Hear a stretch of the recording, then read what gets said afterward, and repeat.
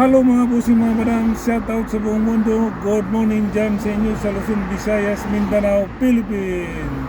Kumusta po kayong lahat? At sana nasa mabuti kayong kalagayan mga bossing mga madam. Okay, pag-usapan natin itong mga itong mga maginang itong si Loren Legarda at ang kanyang anak na si Alejandro Lebiste. Aba, ayon sa balita sa social media, siguro may nagkalat na sa social media na itong magina ay umalis sa Pilipinas, lumabas ng Pilipinas sa kainitan ng impeachment trial ni Sara Duterte. Kaya pala 3 araw nang hindi pumapasok si Legarda, nandun pala sa ibang bansa, sa France. Yun ang lumabas sa social media. At yung anak naman niya ay nasa Hong Kong, di ba?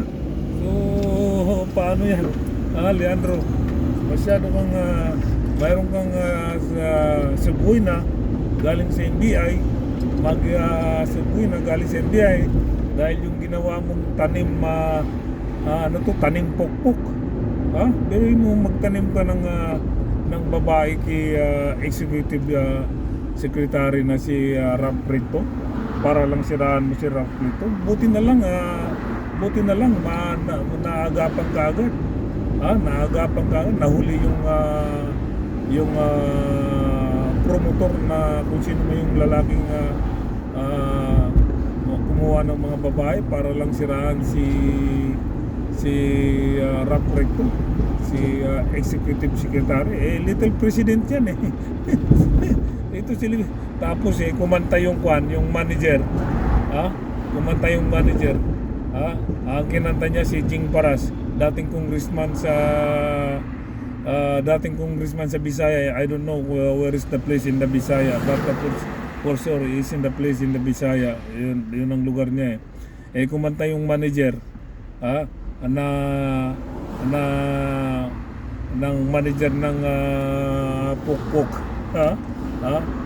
na ang tinuro si Jing Paras.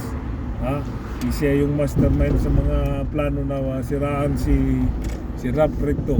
At tapos nung may subuhin na si si Paras ngayong 18 yata, if I'm not mistaken, or August 11. Nandyan sa dalawang pitsa na yan. I think August 11 or August 18. Dalawa sila, pati si Leandro Lebiste sinabuhi na rin. Kasi nga mga gago. Di ba? Kung di ba naman sira ulo saan niya yung biruin mo? Lokohan mo, siraan mo si Secretary Ralph Preto para lang siraan mo lang siya para lang masira si Ralph Preto. Kasi nga itong si Leandro Lebiste, kalaban niya ito sa sa kanilang lugar hindi sa Batangas. Gusto niyang siraan si Ralph Preto, hindi niya kayang siraan sila. Matalino yan Itong si batang Leandro Lebiste, kabata-bata na, napakadugas na at napakagago pa sa lahat. Pero siraan mo si Ralph Preto tapos taniman mo ng babae. Buti na lang nahuli yung manager na gagawa sa paninira kay Recto. Kinanta si Jing Paras. Kinanta ni Jing Paras si Leandro Lebiste. Sila may mga plano. Kaya ito si Leandro Lebiste umalis ng Pilipinas. Di ba?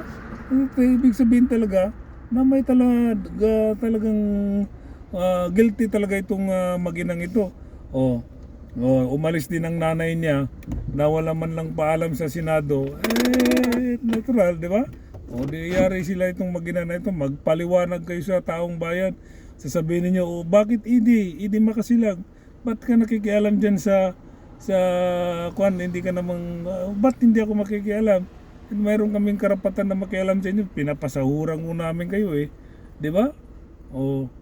Ngayon, saan nga ngayong Legarda? Umalis ka, ang sabi daw magpa-check up daw, may sakit. Yan na nga, yan na naman ang rason ninyo. May mga sakit na kayo. Dati wala kayong sakit Ngayon may sakit na. Patay ka ngayon na Loren Legarda ka.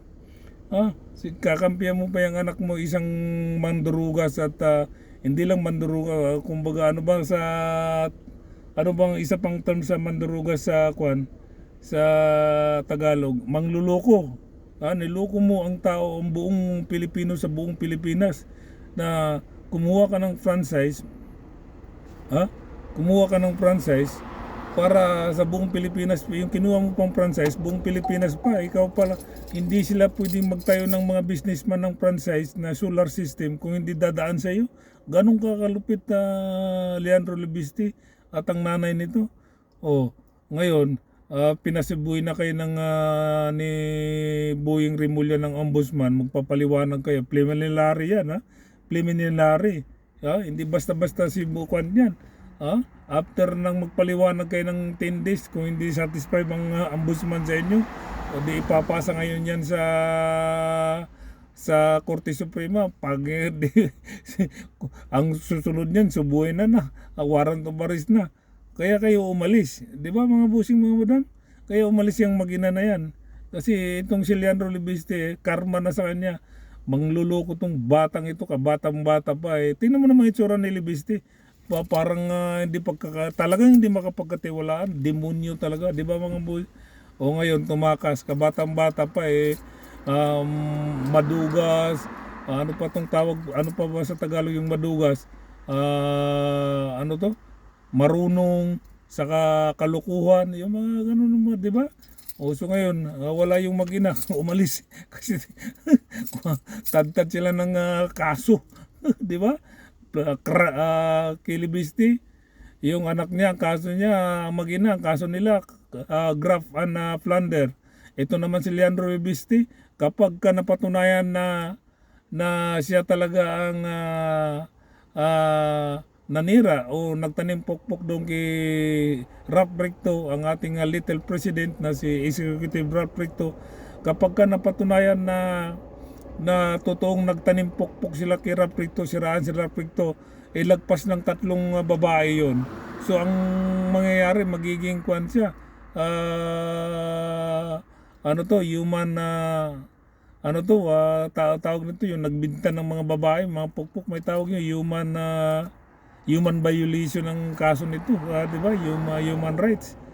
Nagbibinta ng Audi. Ang bigat-bigat niyan, walang bill yan, no bill yan.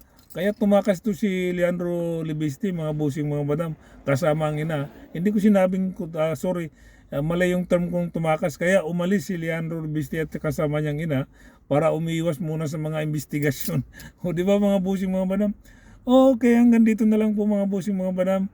Ito na naman ako. Maraming salamat po sa inyo sa mga aking mga pinalanggang followers. Sa mga hindi pa po nag-follow, please like and share.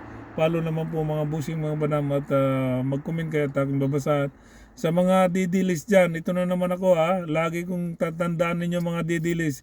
Ito na naman ako at nagbibigay ng sakit ng ulo sa inyo at sama ng loob. Patuloy pa rin kayo hanggang ngayon ay didilis pa rin ang mga utak ninyo, mga didilis na walang silbi sa lipunan. Okay. Buti pa yung didilis nakakain yung dilis Pero kayong mga didilis na walang silbi sa lipunan, mas napapakinabangan pa yung mga didilis. Yung dilis na makakain kaysa itong mga didilis na walang silbi sa lipunan kundi manira lang ng gobyerno.